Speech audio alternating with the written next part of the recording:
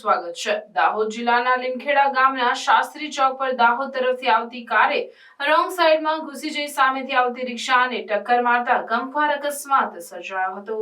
દાહોદ જિલ્લાના લીમખેડા ગામે એક 4 વ્હીલ ગાડીનો ચાલક તેના કબજાની થાર ગાડી લીમખેડા ગામે હાઈવે પર રોંગ સાઈડમાં પૂર ઝડપે અને ગફલતભરી રીતે હંકારી લઈ આવી સામેથી આવતી પેસેન્જર ભરેલી રિક્ષાને ટક્કર મારી તેના કબજાની થાર 4 વ્હીલ ગાડી સ્થળ પર મૂકી નાસી જતા સર્જાયેલા ગુજારા અકસ્માતમાં રિક્ષામાં બેઠેલા દાભડા ગામના સુથારફળિયામાં રહેતા 50 વર્ષીય ભૈલાભાઈ ભીખાભાઈ બારિયાને બંને પગે તથા શરીરે નાની મોટી ગંભીર ઇજાઓ થઈ હતી। તેમજ રિક્ષામાં બેઠેલ દાભડા ગામના પ્રકાશભાઈ ભૈલાભાઈ બારિયા, અરવિંદભાઈ તથા પિંકીબેનને શરીરે નાની મોટી ઇજાઓ થવા પામી હતી, જેથી ઉપરોક્ત 4 ઇજાગ્રસ્તોને સારવાર માટે તાબડતોબ 108 મારફતે લીમખેડા સરકારી દવાખાને ખસેડવામાં આવ્યા હતા, જ્યાં દાભડા ગામના 50 વર્ષીય ભૈલાભાઈ ભીખાભાઈ બારિયાનું સારવાર દરમિયાન મોત થયું હતું।